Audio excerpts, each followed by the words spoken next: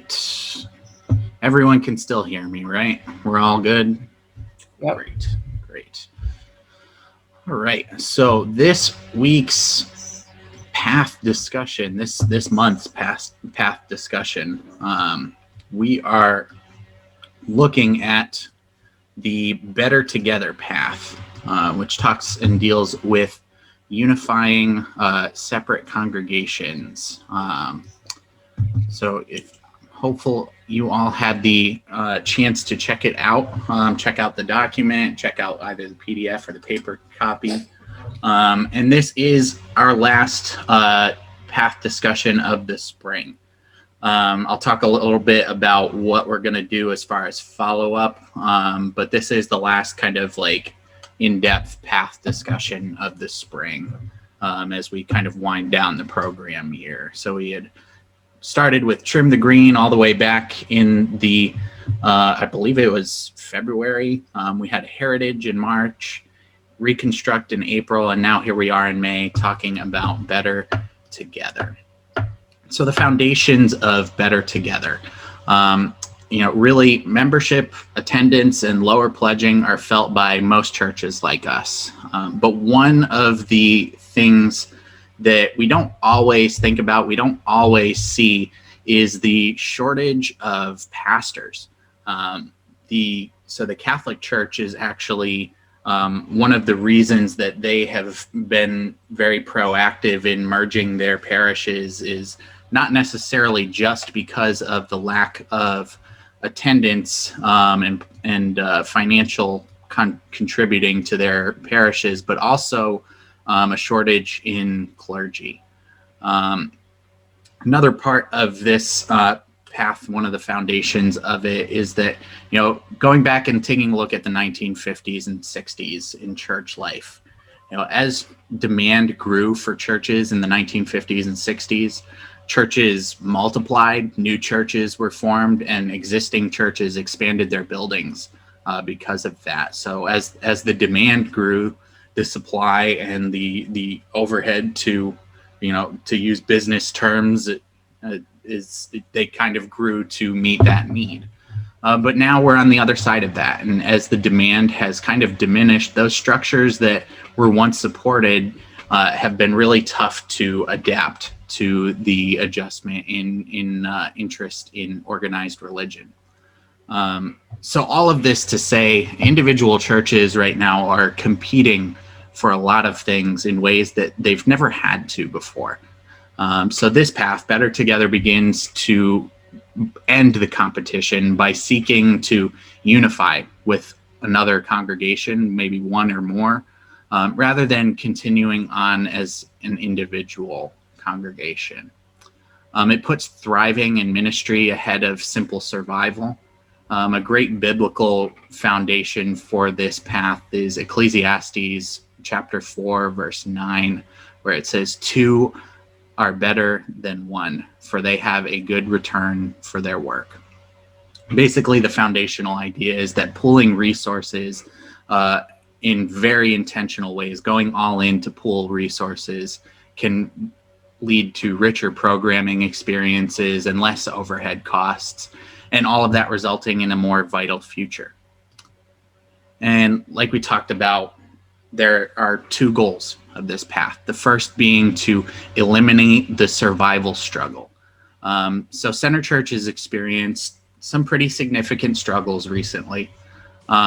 In order to simply remain open, sacrifices in our programming and our staff have had to have been made in order to keep up with the costs of our building and the costs of maintaining our space. In this model, we or any other church would be kind of freed from the survival mentality that is created in tough times. We're freed from kind of the burden of having to survive in a building that will be exceedingly tough to fill up again in a timely fashion. Churches that struggle to survive will struggle to reach new people seeking faith homes. We've all seen it, and other churches have seen that too. And it often comes at the expense of a worn out leadership. Better Together takes the resources that we do have and finds a way to unite them with another congregation so that we can continue to provide meaningful community to those that are here without the struggle and energy taxing burden of survival.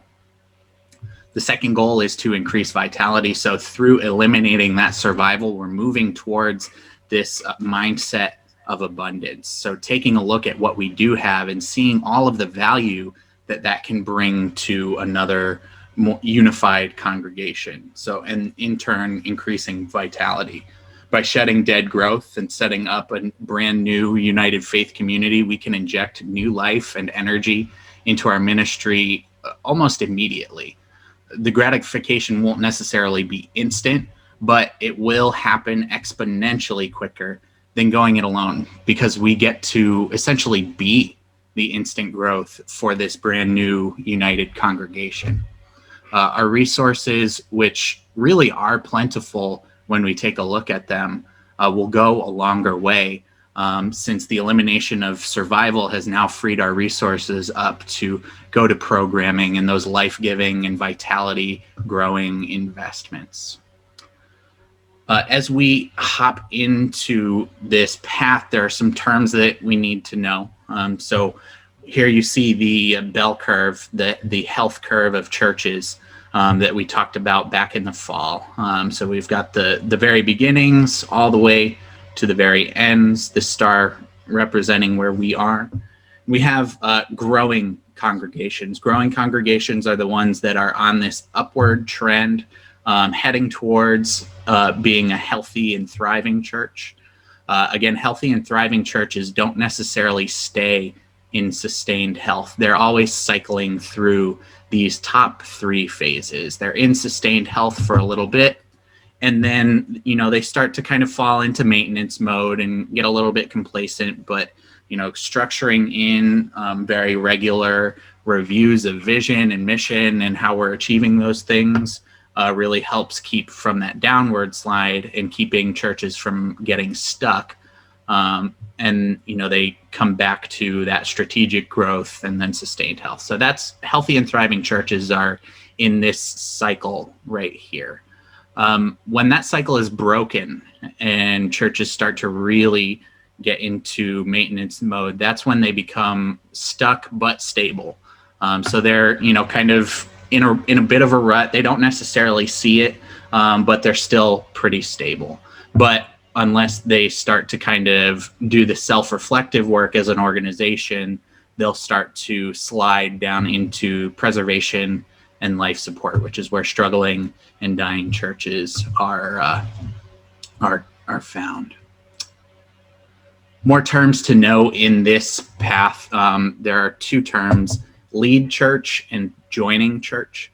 The lead church is most often the congregation that is more established and or healthier in the relationship. And the joining church is most often the struggling church that is seeking to thrive alongside and united with a healthier congregation. So we'll move now into the types of unification. The first is rebirth. So rebirth unifications are when a struggling congregation finds new life within a healthier congregation that is either already thriving or is a bit stuck and could use the spark that a joining church could absolutely provide. This is the most common type of unification, generally the most successful under the right circumstances as well. Both the lead and the joining churches are being reborn, coming together and really creating a new identity, mission, and vision that incorporates the values of both congregations that are coming together.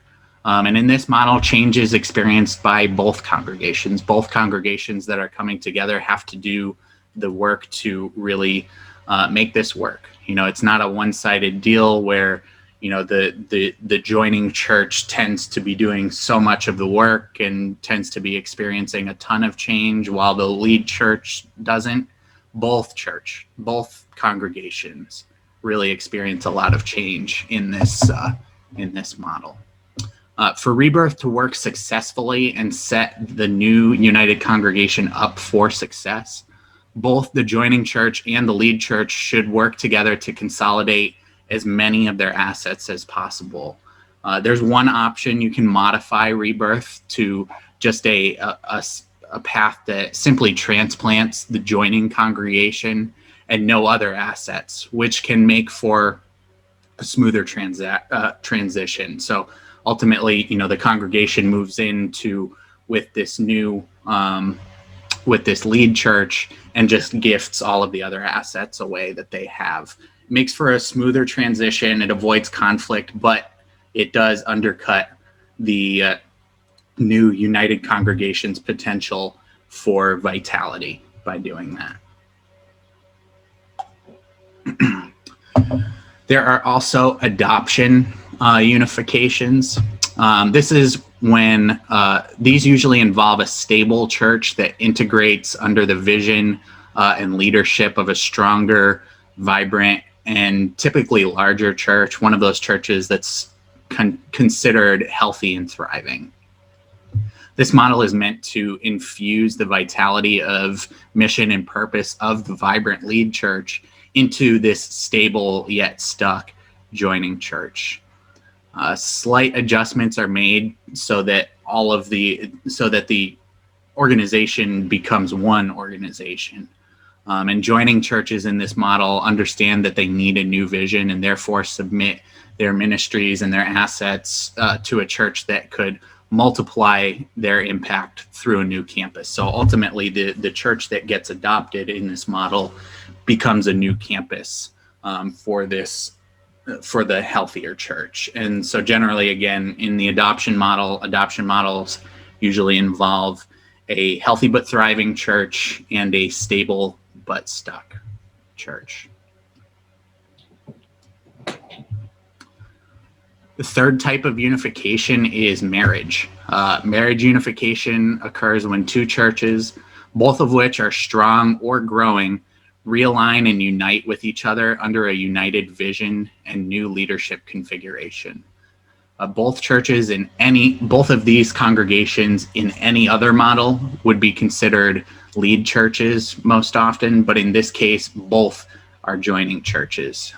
The ideals embodied in the model are very much valuable for other churches to understand, because these two churches that are growing or already thriving, that didn't necessarily need to decide to come together to find ways to maximize their impact instead of retaining independent control. And this really is very reflective of Jesus's hope in John 17:21, that they all may be one. And finally, the last type of unification of congregations is the ICU unification. The ICU model takes two struggling congregations and unites them.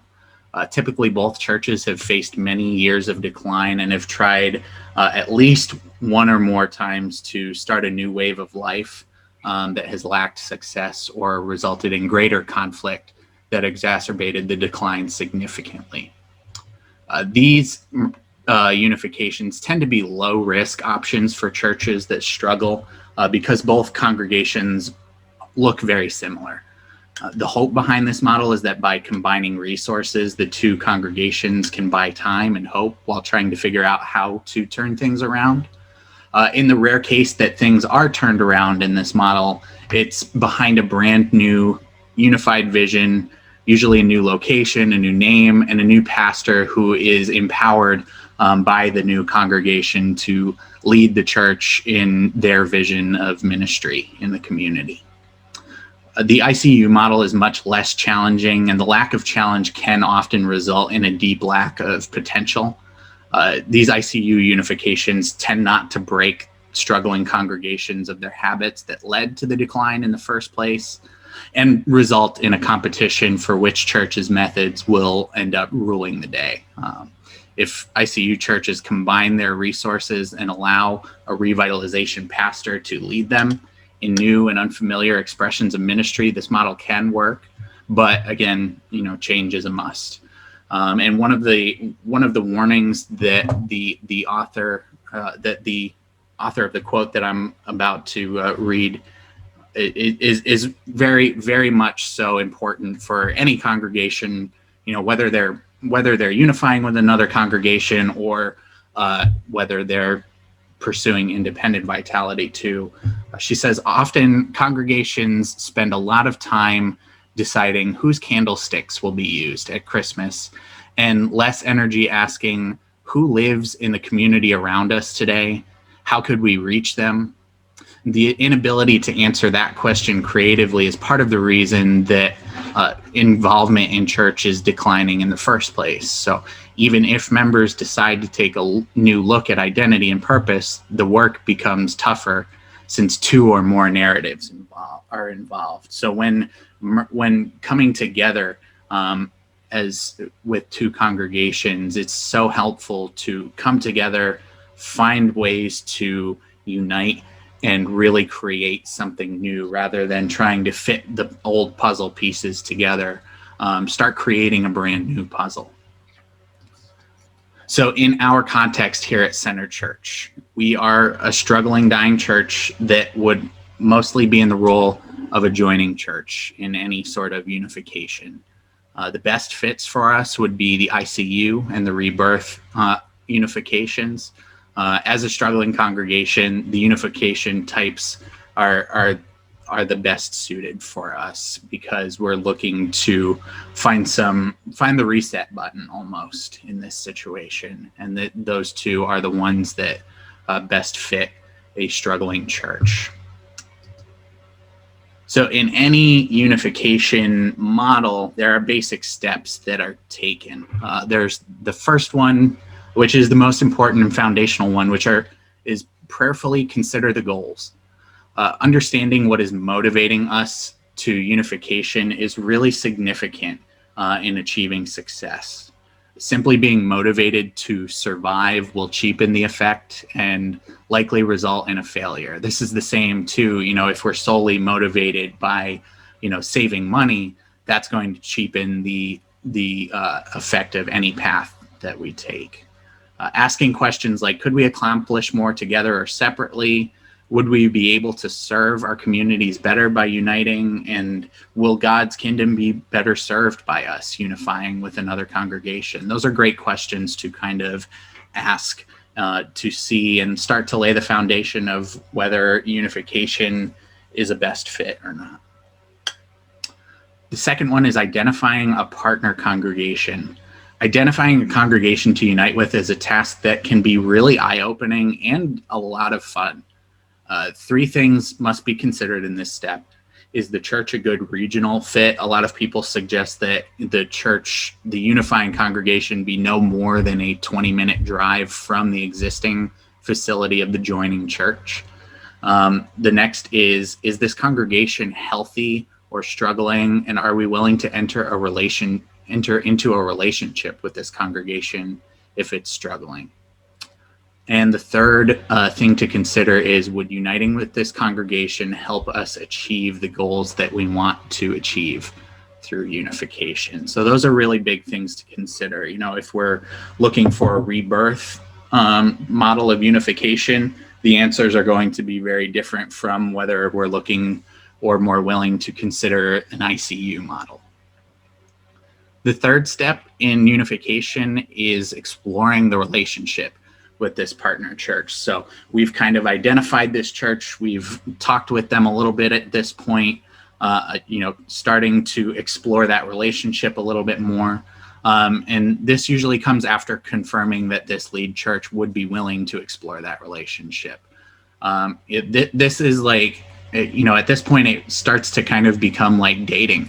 You start doing things together, you start worshiping together, doing fellowship, mission, spiritual growth together. And really finding out how the cultures of the church families align, or maybe where there are differences. Here's where you explore kind of the unforeseen benefits that will surely reveal themselves along the way.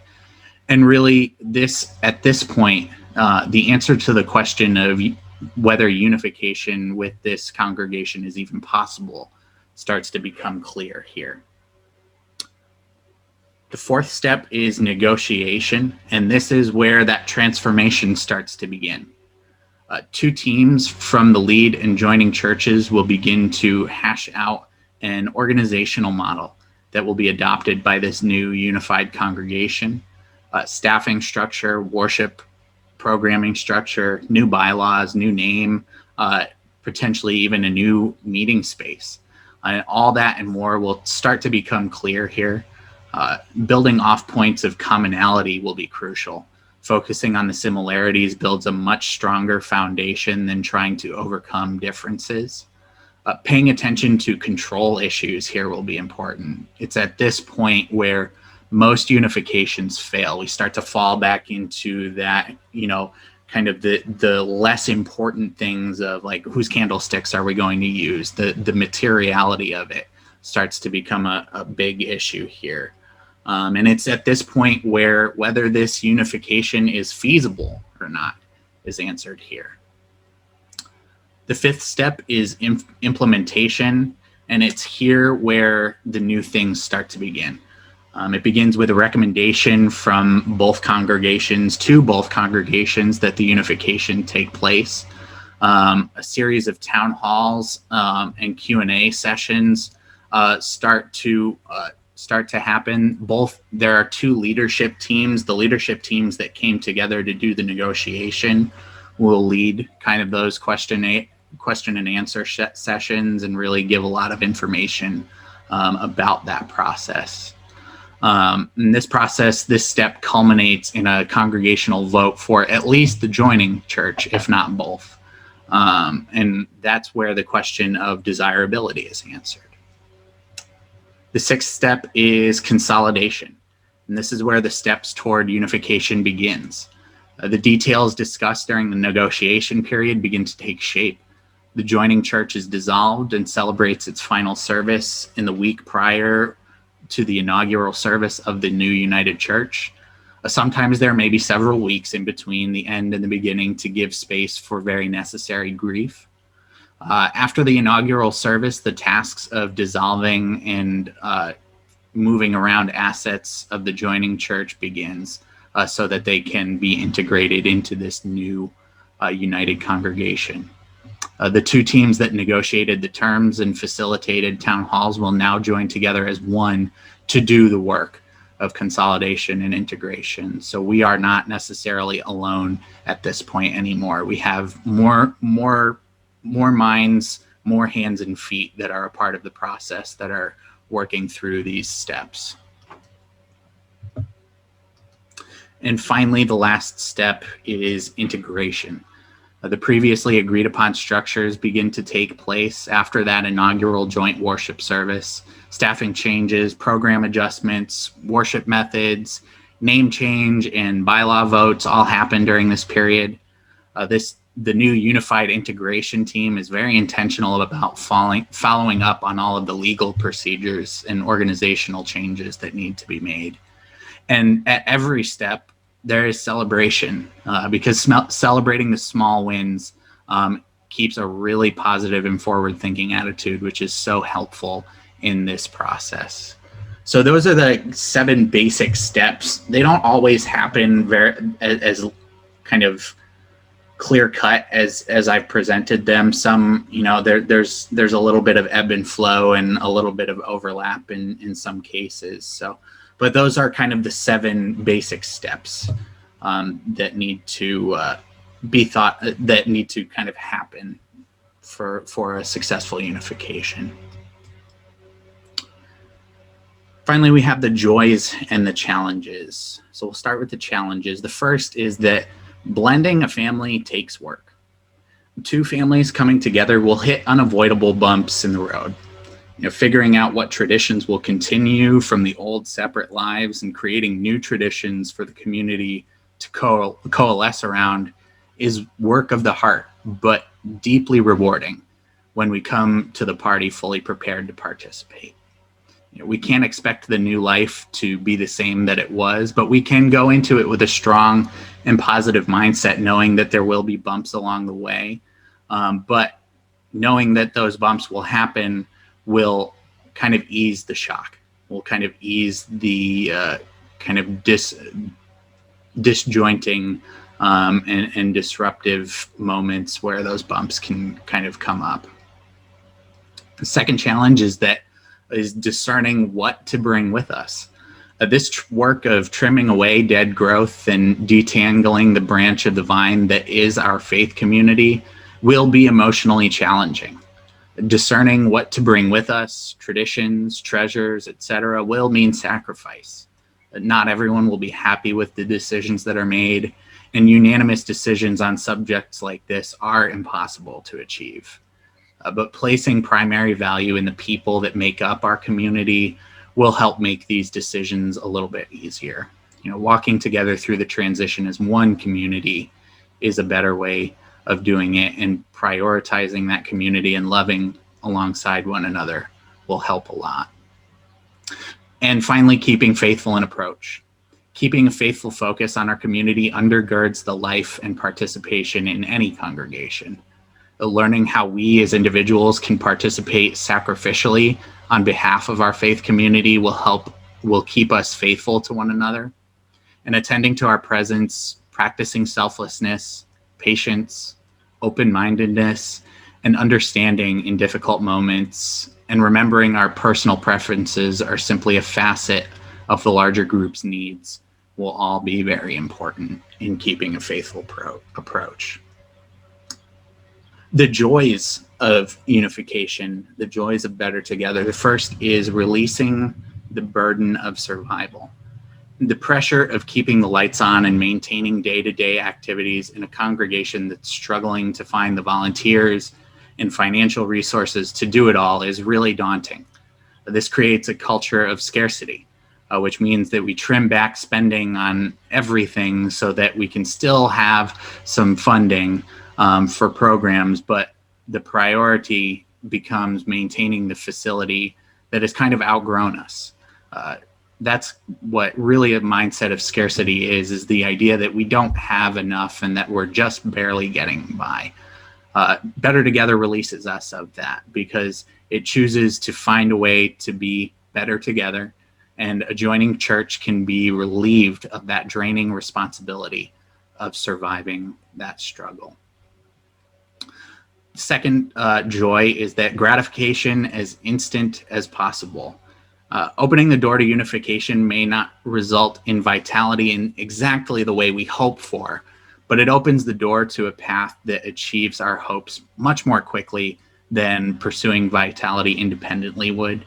While hopes for rapid growth and revitalization in any situation are unrealistic, Better Together would allow us to be that shot in the arm for a congregation that could use the spark of our energy and resources that those things could provide. The third joy is being a blessing. While it might feel like we're losing a lot, we will have huge potential to bring a lot to a congregation that is healthier, but needs a spark, and ultimately unifying to become a congregation that is much healthier. This also kind of can help extend the reach of an already thriving church as well. Bringing all we have to our new united congregation will help bless it even more and will help set it up for immediate and future success. And the final one is creating history. This moment, we talk a lot about, when churches split and the history of those moments, but this moment would be equally, if not even more historic. We can do something historic right now through bold strategy, imagination, and enthusiastic implementation. And we can also be an example to other churches on how to embody a sacrificial faith that takes the best of us and brings it together with another community of faith to create a unified one that's ready and able to minister more effectively together than separately. Church splits are important in the history of congregations, but two congregations coming together is even more noteworthy, in my opinion. So that is the first part of the discussion today. I'm going to let us take a quick break here, and we'll come back and dive into our discussion. I have 12:30.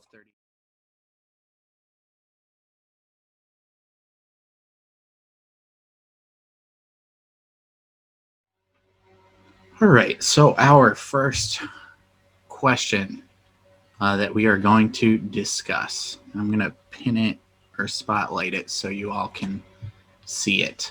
The first question that we have is, what is it that we have to offer that would be a blessing to a united congregation? Again, in keeping with that very abundant, filled mindset, what do we have to offer that would be a blessing to a united congregation?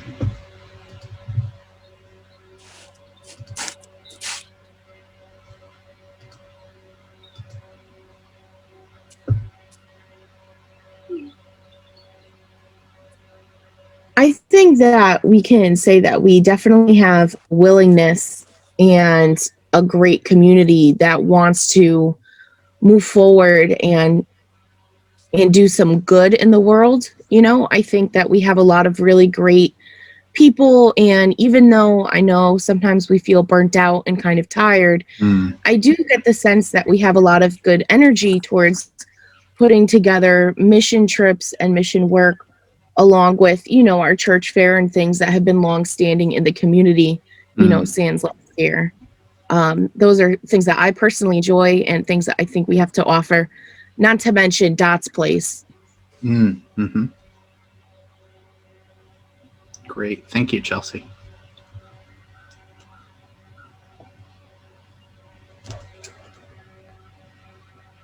Debbie, go ahead.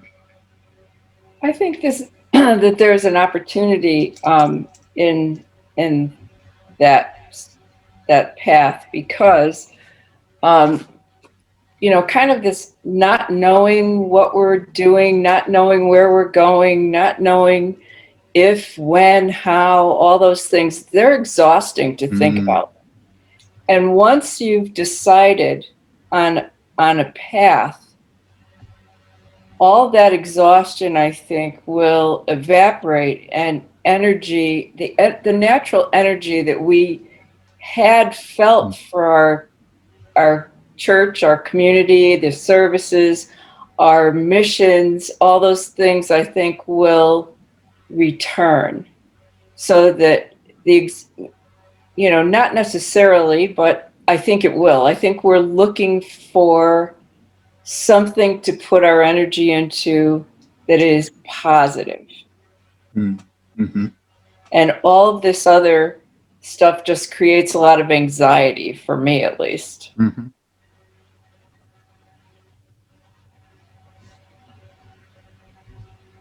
Thank you for sharing that.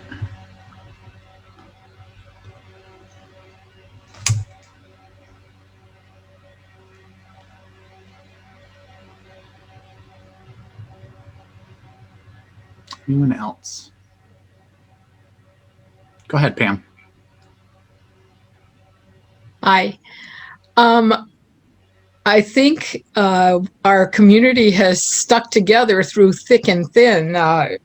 Really, the last 10 years have been pretty challenging, and to see us not just all go by the wayside, I think a strong community and caring for each other and caring what happens to people outside our community is a pretty big asset. Great.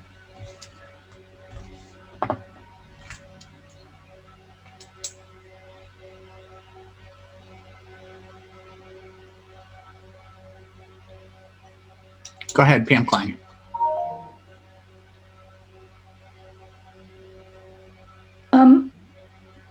I was wondering when we were talking about this, and it's probably premature, but how do you go about looking for a community to unite with? So that would fall under. Does the UCC keep a list of churches that are looking? No, there's no active list. So it would kind of be approaching a congregation again, in the area, talking with them, seeing, kind of what the challenges they're facing are, and then moving forward in that relationship. But again, keeping that regional aspect in mind, the regionality of that, that choice has to be kind of one of the top priorities. Go ahead, Pam Gorman. Do we have to stay in a UCC? That's a great question. So, and the question is no. The answer is no. That's my next question. You don't necessarily have to stay with a UCC church. So there is, I've in Middlefield actually. The Middlefield Federated Church is both a United Methodist and a UCC congregation. That is combined. So there's one in Middlefield, and I believe there's also one in Niantic. I can't remember the name of the church, but that is also a possibility. There's some steps there that I don't fully know about because the UMC is a much more kind of complex organizational structure. Yeah. But the possibility is there for sure. I've been there. I was invited to a tea there, and I just had a great feeling of being very comfortable, and that their values seem to be very similar to ours. Yeah, absolutely. And that is within like 20 minutes. Yeah, and that opens us up to, potentially talking with the Methodist Church that's just down the hill from ours, seeing what their thoughts are. Yeah, they have a big sanctuary. Right. Yeah. Right. They have a very thriving church, I believe. Yes, I knew they had a thriving prison ministry. They did. Also. Ooh, Wow. they did? I heard the youth group was really great. I know Charlie goes to their youth group, and their Corbin is from their youth group. He comes to ours. Oh, cool. What I know of their youth group is it's larger than ours, but it is definitely much smaller than it was when Kathleen had friends that went there. So they probably have 8 to 10 kids on a regular basis, 15 total, which we have maybe 5 kids on a you know what I mean? I've talked to Chelsea about possibly doing, and I've talked to their leader about doing some group activities, but then COVID hit. So hopefully when COVID's over, we could do something together. Cool. Is the Methodist Church open and affirming? I don't think so. think so. So that was one of my one of my questions about when Charlie was doing youth there. All I can tell you is their person that's similar to Maureen, I'm friends with. She is extremely open and affirming, as well as their former minister's family, like the minister that retired. That family who's still active in the church, they're both very open and affirming families, but I don't know about the congregation itself. Yeah, the United Methodist Church is really struggling with that conversation right now. I think it was 2 years ago. So it's a worldwide denomination. So they had a worldwide. I can't remember what the meeting was called, but they had a worldwide denominational meeting and voted against open and affirming language in their book of discipline. And then, also started to say, okay, we're now going to start enforcing this. If clergy start doing same-sex weddings and things like that, you run the risk of getting your standing and ordination stripped from you if you do that. So it's a very complex conversation. It's, for them, it's difficult to enforce that. So there are individual congregations that are still, embodying, I don't remember, I think it's their reconciling ministries. I think that's what it's called in the UMC. So we have open and affirming in the UCC, and the Methodist Church has reconciling ministries is what it's called. Okay, so I was just going to say, because I totally forgot that Kathleen's boyfriend also goes to that church. And I'm pretty sure that's what he had said when I had asked him about it. He said they're like a form of the Methodists where they do endorse it. That's good. So I mean, that's coming from a kid. So I don't know if that's technically what they are, but he said the church never ever talked, like always embraced open and affirming as far as he could tell. Right. Robin, your kid is 25 years old. Well, I know, but they're still kids. I'll take that. It's a different perspective. Yeah, but no, this is great conversation and really reflecting how important, common values are in this path. It's not simply just a regional fit, but it's also making sure it's a good cultural fit as well too.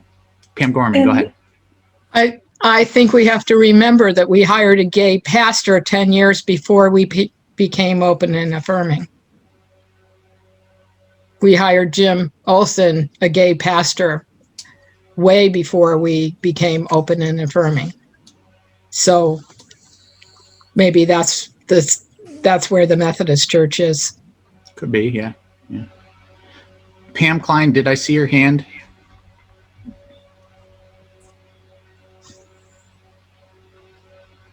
Yeah. Sorry, I was muted. I don't know that we were not open and affirming at that time. I thought that took place prior to that, and that the UCC was open and affirming, and we were a member of the UCC. So I'm confused by your statement. Yeah, no, we were not open and affirming. And what happened is that Jim started the foundation of us formalizing, understanding what open and affirming would be, but he did not push it because he didn't want the open and affirming to come on the basis that we had a gay pastor. So what happens was Phil Brockett, who actually brought us into the conversation to conclude the congregation and brought us to a vote. Yep. Okay, thank you. So I want to kind of redirect us back to the question. I will say working. Oh, go ahead, Pam. No, I was just going to make a comment. I was going to say I was working in the town, and I had a lot of outsiders of the community that came in and attacked me on our church because we had a gay pastor. By the way, just thought I'd tell you. It would happen. Yeah. On the plus side, that meant that some people understood that we existed. Right. Well, that's true. That's true. And some people knew that I was involved, and that was interesting too. And I thought that was great. But we're moving off the subject a bit. Yeah, I want to kind of pull us back to the original question of what is it that we could bring to the table? What is it that we have to offer in this path as a joining church?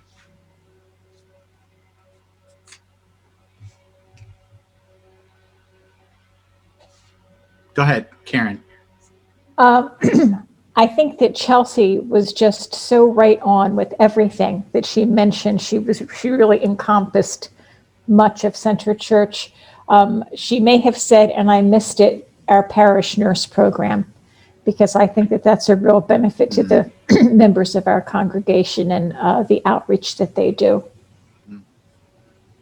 And I don't know, my guess is that a lot of congregations do not have a parish nurse program. So that's a real bonus. Yeah. Yeah, it is very few and far between. It's not a very common thing, that's for sure. That's for sure. Just one other item, and it's a small one, but it's that the veterans do look at us as a leadership institution in the community, because we're the church they come to for when they need something.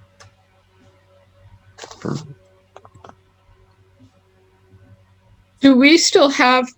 There was some sort of a housing coalition group meeting at our church, but maybe since COVID they aren't meeting. But do we still have an affiliation with that group? Maybe Maggie knows. No, we don't have an affiliation with that group. That group actually disbanded and was supposed to be revitalized. I'm not sure that it has gotten revitalized because everything for the last year has been COVID. So, Yeah. Was there a Latino group that met at our church? No. there was. There's a group that was coming like every few weeks. He was running a class for people that had to be certified. Oh, okay. Right. But I think that's a benefit that we're open to the community using our building either free or at a nominal cost that, so a struggling nonprofit can use our space. I think that's a benefit for the community. Mm-hmm. So how does that translate into, I want to keep us really focused on uniting, because we're talking a lot about benefits, things we offer, but I want to really drive the conversation towards what do we bring to the table that could really benefit a united congregation.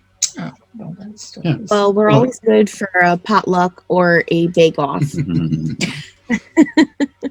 No, I think that what we've already said is what we bring, and yes, I think that because we have the facility, that's also part of what we bring. Because the issue of a facility would be addressed in the course of negotiating adjoining, because we might have, by comparison, an inferior facility, and then those assets are less of assets. But if in the joining it's perceived that ours is a better facility in that context, since we don't know who adjoining would be at this point, then the value of the use of facility asset is higher. So it's all relative to what happens in a joining scenario. Sure. John, go ahead. One of the blessings is that we are able, and we do work with the community. Doesn't matter, if we were someplace else, we have the bodies that are willing and able to work with outside communities. However, our facility itself is limiting because of all the stairs. Yep. Yeah, stairs, limited parking as well is a challenge too. Caitlin, go ahead.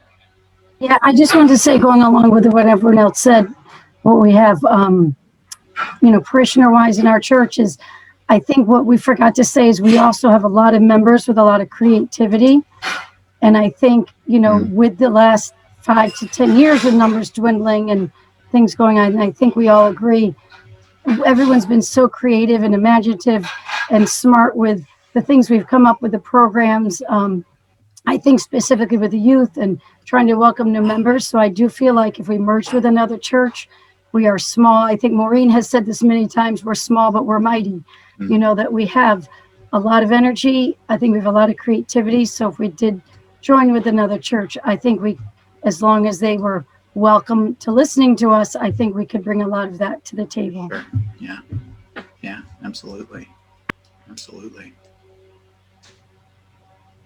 Anyone else before we move on to our next question? We have pretty committed people for music. Small, but they're pretty committed. Yeah. I just wanted to know a couple tangible things that we have besides creativity and things like that. But we have a full set of handbells. We have a full set of hand chimes. We have tons and tons of music that we own that we can play for handbells and chimes. And those things are quite costly. And that's something that I used to do when I was younger. And I really kind of miss that, but that was a really nice thing that we had at our church. We also think about all of our tables and chairs. If there's a smaller building or whoever we're merging with, there's a chance they might not have all of those types of things. We have a full kitchen, albeit it has its own issues, but we could certainly cook and make things in there. We have so many past youth like things in terms of decorations, coloring, types of just things that, you know, we've collected over the years. So we do have quite a bit of actual items too, not to mention all of our, I know we have like silver somewhere and nice like holy items, you know, we have a lot of nice things.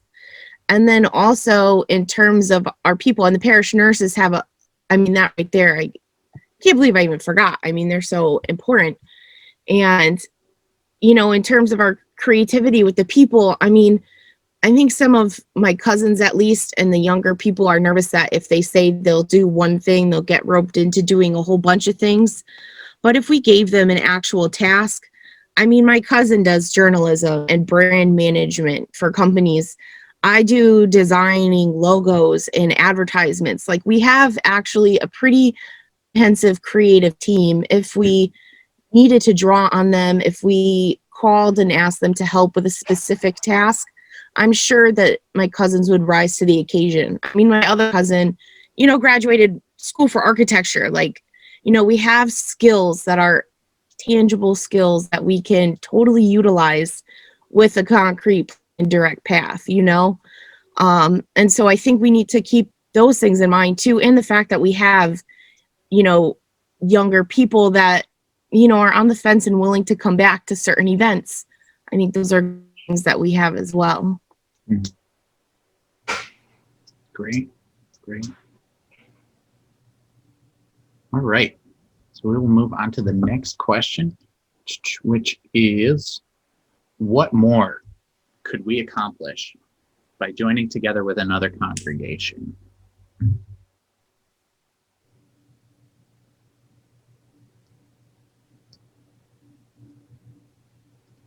Pam, go ahead.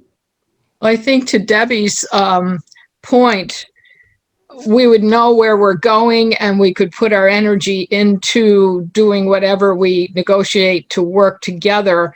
And to Chelsea's point too, that younger people have a lot of stuff going on, but they could do one particular thing and really do a good job. But we'd have more people to spread out the work instead of 3 people holding up the whole congregation. Right. Yeah, that's absolutely a fantastic point of how, you know, what we have gets maximized in this situation, and we get to our individuals get their contributions go a longer way. I think that's absolutely true. Debbie, go ahead. Just to expand on that, I think you know, Dot's place is, you know, very close to all of us. We all think that that was a really good idea, and as a mission. And if we had more people, more resources, maybe we could do, you know, a second placement for a woman and her children who need it. And so expanding a mission that we already have, I think, would be a wonderful idea. Fantastic. Thank you. Risha, go ahead. Well, I was wondering about what Chelsea said about young people on the fence, or just keeping them on the fence.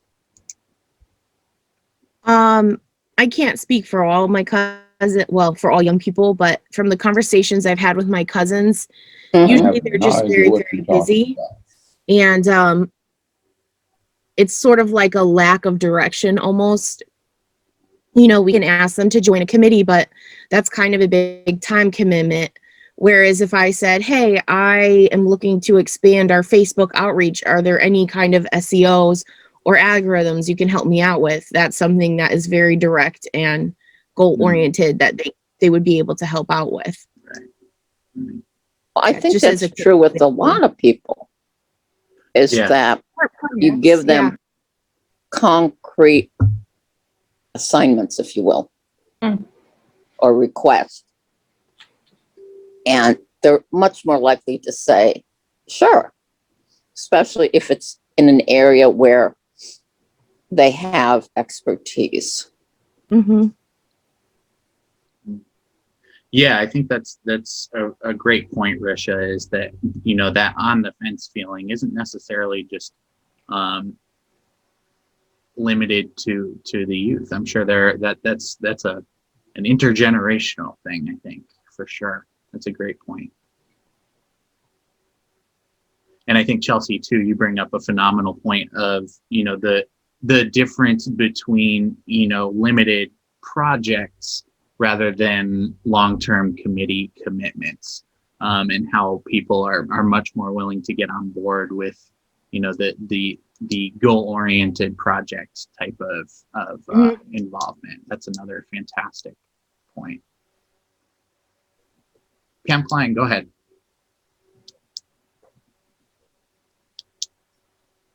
Oh, I think you're on mute, Pam.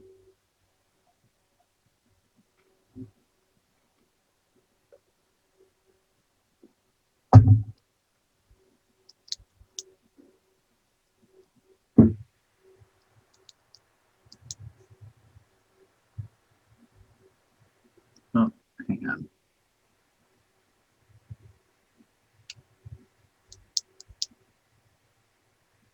There we go. Can you hear me now? Yep. Can you hear me? Mm-hmm. Yes. No? Yes, we can. You can. Okay. I was just going to feed into the committee work. I think that is something that probably in revision, we can perhaps expedite some of our committees and reorganize things so that people don't dread committee meetings because they have more specific agendas, et cetera, et cetera. And that could be done whether we stay in our own facility or we move on with another place. Absolutely. Yeah, that's one of the opportunities that total that like you said, that revision.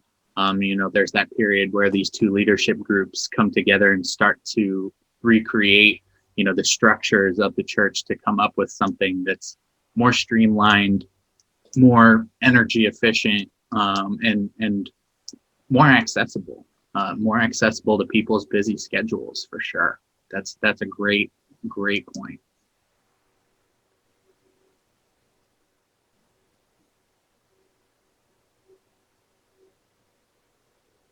Anyone else before we move on to the next question? All right, let me turn my video on. Spotlight it. Our next question is, what burdens would be lifted by joining together with another congregation? Debbie, go ahead. Having people have to be on multiple committees. And yeah, that's a big one. That is really a big one. People are getting exhausted by that. So I've heard that more than anything else. Yeah, I agree. I've heard quite a bit of the same, and that's, you know, not to shame anybody or anything, but it's just natural. You know, we do a lot of work. That's kind of, you know, how continuing to survive kind of does drain on us quite a bit, especially when, you know, it's kind of a limited group of people that are doing that work. It can be very draining on that group. I think another benefit is to meet new people, get new ideas. Getting to know other people is fun, I think, and it's energizing because the more new ideas you hear, the more excited you might get about doing, you know, some of the work involved. And you know, and they may have another congregation might have another favorite mission that we could also get excited about.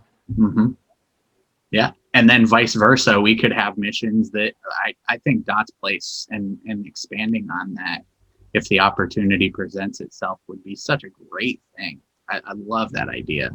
And you're right, just that energy spark, it's you don't really know where to pinpoint the source of it, but there's just a new energy that's injected into the situation in this path. Pam Gorman, go ahead. We have seen that play out when the Muslims came and did a service for us and cooked a meal for us, and both congregations came together, and it was just almost like a festival. It was really great. Yeah, it would be good to sustain that. Yeah, to make that a sustained thing. Right. Yeah, and that's what this path does, is it takes that energy that you get with coming together with a new group, and it really, extends that and maximizes it and builds upon it. It's a really great thing. Yeah.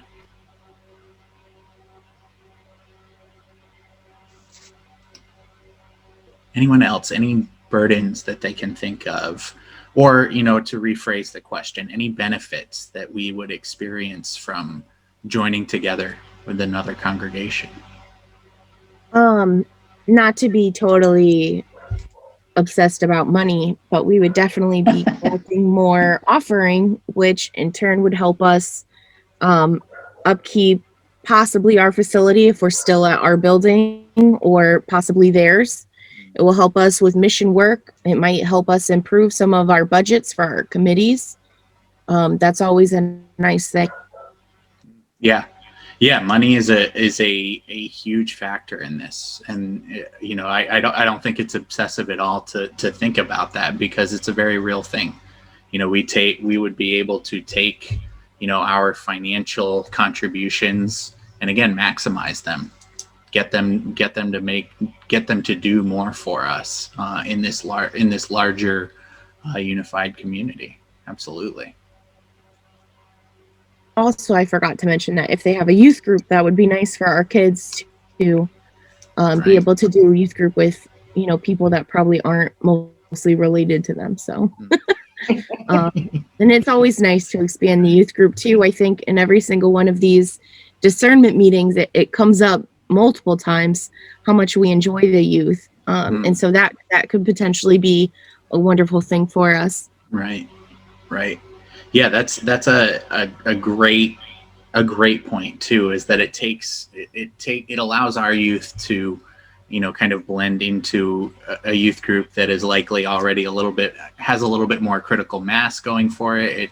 A lot of new faces, new relationships to create, and just, the potential for our youth in that type of a setting, just absolutely is exponential.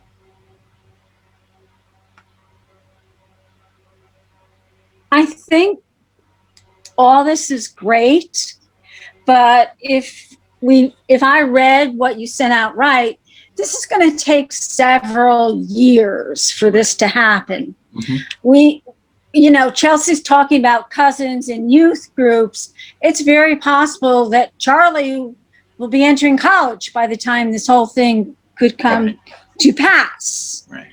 So we need to remember some of that also, that in all reality, from what I've read and seen, this will not happen in the next 6 months, year, even 2 years, because there's a lot that would have to happen, which can happen. I'm not saying it can't, sure. Yeah. but during that time, it is going to be stressful. Mm-hmm. We've had these discernments, but we still have not gotten the whole congregation involved in this. And hopefully we'll be able to in the fall, if most people are vaccinated, COVID's not a threat, and actually come together, either in Fellowship Hall or somewhere. But, there's going to be positives and negatives to anything. And we just need to figure it out. And also remember that it's possible to even modify things. In one of your points, you brought up some Catholic churches that were told They were joining together. A lot of them did not lose their building, though. They kind of alternate like masses and alternate who's going to do what. So there is room that it's not just cut and dried black and white. Right. I think we all need to remember that, because there have been good stuff from all four discernments. And there's been stuff that I didn't like from all four discernments, to be honest with you. But we just need to keep in mind that this is probably a 3 to 5 year plan once we even hit a plan.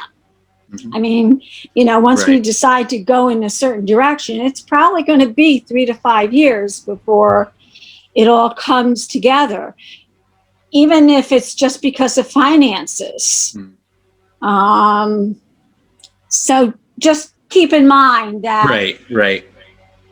Yeah. And I think, you're bringing up a good point, and I think the subtext of your point is that, we do have a very small youth program right now. And in 3 to 5 years, that critical mass only gets smaller. So making youth-oriented decisions that won't really ultimately matter 3 to 5 years from now is a fantastic point. I will say, the more we modify these different paths, the less effective they come, because those modifications are made, to kind of make it a little bit more palatable. The more we mix and match, the less effective they become. The way I wrote these is, to go all in on, the particular goals of these paths. So, like the Catholic Church, like your point about the Catholic Church, not all of them have, given up their buildings. Granted, the Catholic Church has, millions and millions of dollars to be able to, sink into those things. So if we were to do a situation like that, we're just continuing to pour money into assets that are not necessarily human oriented. We're continuing, in that survival preservation of these buildings that, either, depending on the opinion, either work for us or really are kind of limiting us. So that's kind of the point of this path too, is understanding, consolidating resources and maximizing our potential for engagement through those resources is a really big point within this, and within any path. The more we start to mix and match, the more it starts to become less about the path itself and more about what's going to be palatable. I agree. I think that's an element we should explore, but we do have to understand that we are a struggling congregation, and the most idyllic path is not in front of us right now. So being able to move into these ones that are a little bit more challenging is going to certainly be a challenge for sure. Debbie, go ahead. If we combine with another congregation, I don't see the point in keeping two buildings. Because the buildings cost a great deal of money to just keep open each month. And it's also a source to sell one of the buildings, and the property is a huge advantage to both congregations, because we would have that many more assets to be able to do more mission work. We could buy a couple of houses, or two or three family houses, and have that many families benefit from Dot's Place. So I feel very differently now about the building than I did before COVID, because we've been shut out of the building for so long. And what I miss the most is the people that came to church and coffee hour and chatting with people and throwing ideas around. Not so much the committee meetings, but all the rest of it. And I think that combining with another church allows the combination of the two churches to have much greater assets to be able to do more missions. And that's, you touch on kind of the theoretical foundation of any push towards vitality in the 21st century, is that missions are what engages people. And that's where a lot of churches are focusing right now. So I think that was very eloquently and well stated. Thank you.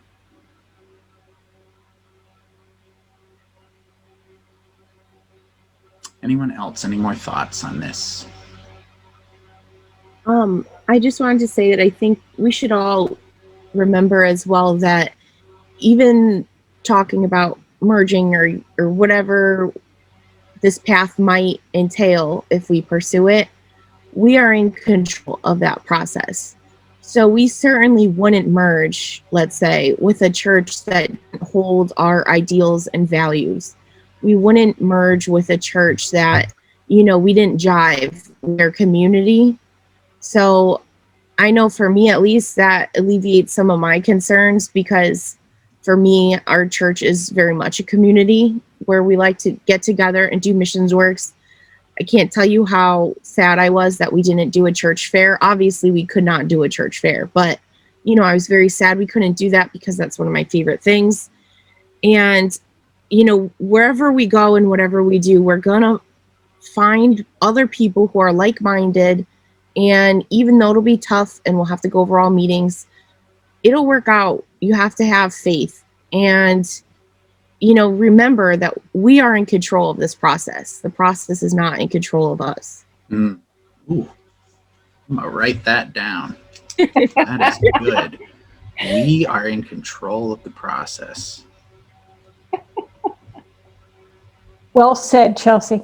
You bet. I try to remember that, because, of course, me, it's probably because I'm so young. I'm like, okay, I'm ready. Let's be over. Let's take a vote. I want it. What's our next step? Right. And I'm like, nope, we need time. We need to plan out. We need to make sure we look at everything. Yeah. And remember that, it takes a while, but at least we are in control and we can, Yeah.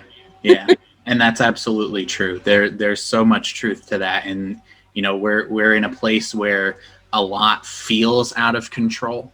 And there are certain things that are out of our control, but we do have a lot of control and a lot of say in how we move forward. And that's a very important thing to keep in mind. Thank you for sharing that, Chelsea. Barbara, go ahead. Getting back to something you said earlier about when you're, looking to join with the church to, look at the geographical area. What would your opinion be of potential healthy UCC churches that are within our geographical range? Let me pull up my map here real quick, and I'll share my screen with you in a couple seconds. So certainly health is an important thing to consider. Personally, I would say, prioritize the communities that we identify as ones that are healthy. As the UCC is tough because the UCC is a very traditional denomination, which poses a lot of challenges for as far as growth, as far as things of that nature. Gosh, if my internet wanted to work for me, we'd be in a good place right now. Maps. View in my maps. Is this going to work? There we go. All right. So I don't know if you're going to be able to see this very well. But so this is a map of all of the blue pins are our addresses on our mailing list. Okay. All of the yellow dots are UCC churches. in the area. And then this little circle is a 1.5 mile radius around Center Church, which is the blue, or the not blue, purple dot there. Certainly you're looking at the churches that are already that at least have one minister that is full-time, which would kind of erase probably Durham. And Durham is a little bit out there right now. So certainly that church probably wouldn't be an option. The one that makes most geographical sense is First and Meriden. It's right down the street. It's a 1/2 mile from us, so it makes the most sense geographically. From what I've heard, they are very much kind of in the similar situation with us. They've got a few things going for them, in that, they've got that parking garage that's right next door that is free to them on Sundays, which is a really big help as far as parking situation goes. But they do have a building that's a lot less energy efficient, and they're kind of like we talked about in the ICU model. They look a lot like us, so they tend to, I think, be in a similar situation. As far as the really healthy churches, the two most healthy in the area would be First in Southington, First in Cheshire. They are much more skewed towards the young families, and have a lot more young families. They're multi-staff churches. They've got the resources to be able to maintain those things and really continue their community engagement. Obviously anything out of this central area is a little bit more difficult, but that's the kind of challenge with finding a geographical match. How about the Wallingford Church? Wallingford, I would classify Wallingford as stable but stuck. They're doing a lot to kind of turn their mission over and move into some new mission mindsets. They're one that, if we're looking at this rebirth model, us as a joining church, them as a lead church, coming together, they could absolutely use a spark that we would have to offer for sure. So they're one that I would definitely classify as stable but stuck. We've also got the two Middletown churches, only one of which that I know of that is kind of like doing more of that community engagement stuff. And then you've got the two kind of up here, Berlin Congregational and then Kensington Congregational as well. Plantsville, I don't know too much about. They're a much smaller church than Southington. But certainly I would think Southington, Cheshire, and Wallingford are the more healthier. One of the things I've been saying throughout this process is that, most UCC churches, when you think about that bell curve, they're somewhere on that downward trend, whether they're up kind of higher in that maintenance mode or lower. It depends on the individual congregation. You're not going to come across a church that isn't deficit spending right now. So financial health is, something that, no church is doing anything that they're doing on a balanced budget right now. So that's an important thing to kind of remember when we're gauging health. But that's certainly it. And then, to kind of go in that interdenominational mindset, we've got where is First UMC Meriden is right there. Right down the street. It makes geographical sense. If they're doing a little bit better than us, that then there tells you for a rebirth merger that would kind of be a fit that makes sense. So that's kind of how I would try and answer that question. But a lot of this stuff is going to take a little bit more work, working with the congregations a little bit. Barbara, I'm going to get right back to you. Steve's got his hand up right now. Okay. The one thing we should take a look, because we're looking at some geographical matches in there, what we have been talking about in terms of our strengths has been our mission strengths. Mm-hmm. And we talked about those in terms of what we do in our community in Meriden, so for the most part. Mm-hmm. A geographical match outside of Meriden, we'd be talking a lead institution who would not have as much interest in supporting a city mission because churches tend to be parochial. Mm-hmm. That's fair. You could also say, though, that that provides an opportunity for churches that might be interested in city missions to press into that. I know First in Cheshire is very interested in how they can be involved here in Meriden. So that might be, because when we look at that map, the one thing that doesn't change is where all of our parishioners are located, and that's still primarily in Meriden. So we're not moving with our church, so to speak. So we still maintain that presence in our community through our residents in that community. So it's it's a possibility, and that's something we can look at for sure in a potential fit, is whether is this church interested in, would this congregation, if we were to unite, be interested in some sort of mission presence in Meriden, for sure. Be part of multiple conversations. Right. Absolutely. Yeah. Barbara, go ahead. First, I'll respond to Steve's point a little bit, and he's got a very valid point. I do know that Cheshire is very involved with Action Ministries in New Haven. I get their newsletters all the time, and they're always looking for things for different nonprofits and mission opportunities outside of Cheshire. So they're very into looking beyond their own community for mission work. I think that at some point, I don't know that we want to wait until we vote on this, if this would be a path, but at some point I do think field trips are in order, and that on a given Sunday, we should not hold worship in our church, but go to visit one of these other churches. Of course, let them know we're coming. Mm-hmm. Can you hear me? Yep. Yeah. Okay. And just kind of like get a feel for like, how do we feel in this?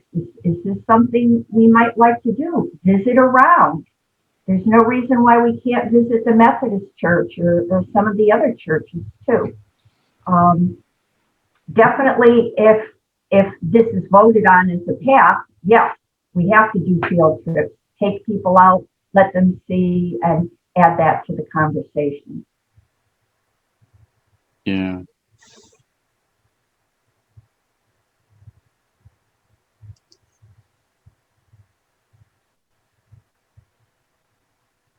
Are we frozen? I'm going to jump in.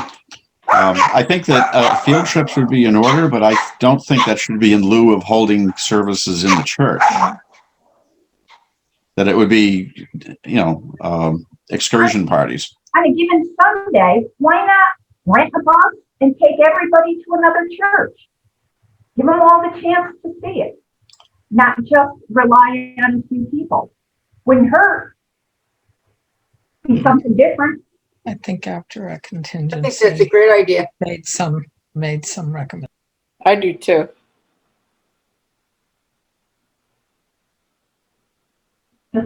Just a thought. My thought would be break up into some contingencies to try all different churches, and then let the committee make a recommendation. When we were looking at ministers on the search committee, that's pretty much what we did. We'd have a contingency, go watch a pastor and come back and make a recommendation, and then take the whole church to, because I think to take the whole church to a zillion different, not zillion, but several different churches might be kind of cumbersome. And, Maggie's 3 to 5 year plan will be 5 to 10 years. Yeah, a lot of things to. Can anybody else hear him? Can you hear me now? Now I can. Okay. Yeah. Yeah, I'd accidentally turned my microphone off. Yeah, no, all of these, I think, exploring is certainly a good thing. I think we want to, personally, from my perspective, the idea of taking the whole church continues to keep this a church-wide conversation. One of the things that I personally think is important in this process is having the community go through this and go through as many steps as possible together. Again, it puts the onus on, individuals being willing to show up and do that work. But I think, because we're really looking at, if we were to do this once a month, thinking about the Methodist Church, I think we all have, correct me if I'm wrong. I think there's a good general sense of what goes on at First in Meriden. But, taking trips to, these handful of regional churches is a good idea for sure.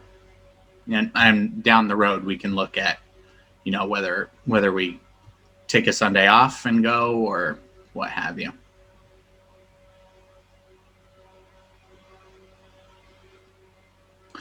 We are approaching quarter of, so I want to ask our last question, which is, how does this path challenge us to be doers of the word and not hearers only?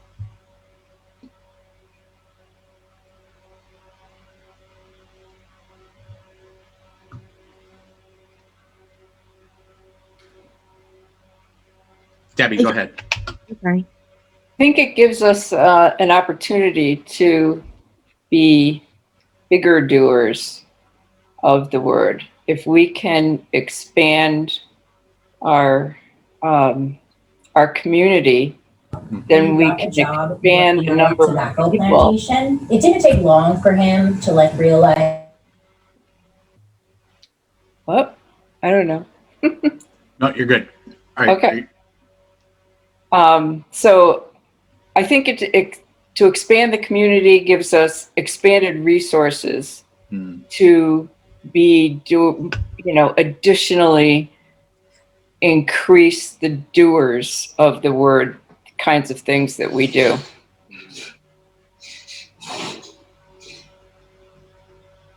Barbara, go ahead.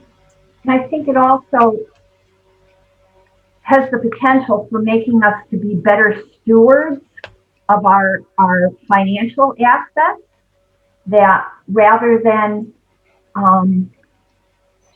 being forced to spend so much of our money, of our endowment, of our giving on a physical building, we can put those energies into people-oriented missions. And to me, that's a more faithful stewardship of what Jesus calls us to do, to think about others and to give and do for others. And when you combine two churches into one, yes, we will help support their physical building. However, there's more to give. There'll be more left over to help people. Absolutely.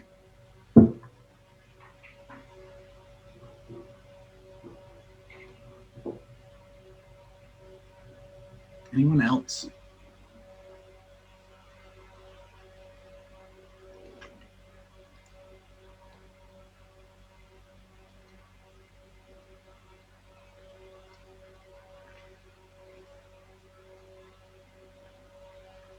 All right, so I think we'll take the last 15 minutes and just open it up for any general questions or thoughts, and close out that way, if there are any. I do have a question. Debbie, go ahead. I'm just wondering, I know you have things planned for the fall to try and include the whole rest of the congregation in this process. And I'm just wondering, what your thoughts are on once a path is chosen, when would that be that when we would be choosing a path as a congregation? Yeah. So my hope is that by this time next year, we'll be approaching a vote on a path. Really kind of take the fall to kind of revisit things in a much more discussion-based way. So we're going to do away with these lengthy presentations that I've bored you all to death with, and we're gonna focus in on talking.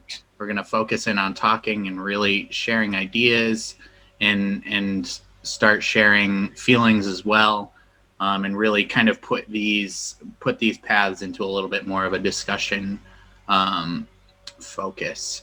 And then, with the hopes that by the end of next program year, so late May, probably early June, come together for a congregational vote on a decision.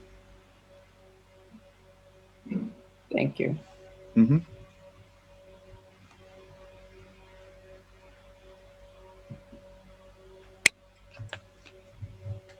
So we're really only a year off of where we would have been if COVID hadn't hit. If we hadn't been closed, we would have been voting this June most likely. Even then, I don't want to say that because the original plan I had for this year was that by this time we would have a decision, but things evolve, things come up. Participation issues was one of them this year that kind of took us off track a little bit. But it's one thing where on the flip side of that coin, maybe that idea was too aggressive. Maybe that we needed 2 years, and I think there's certainly a validity for thinking that okay, maybe there was a little bit of a blessing in the pause that we were able to take and the kind of easing into these discussions. So we are where we are. There's no where we could be. There's only where we are right now.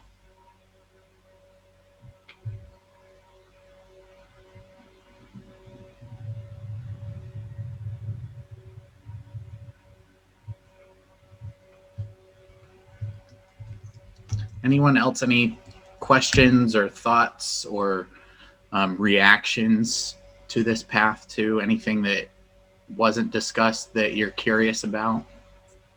All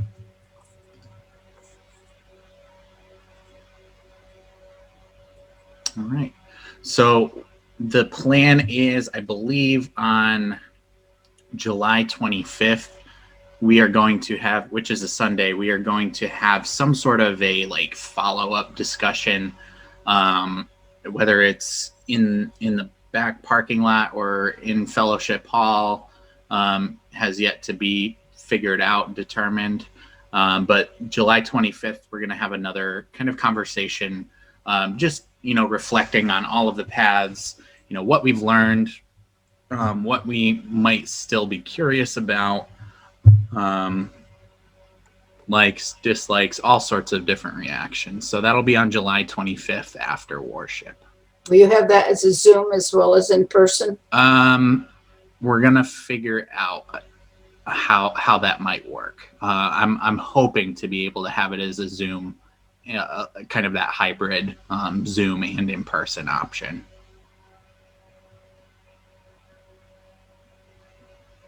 Sorry, do you mind just saying the date one more time? July 25th. Thanks. Yep. At 12 noon? Probably right after worship, so probably more closer to 11:30.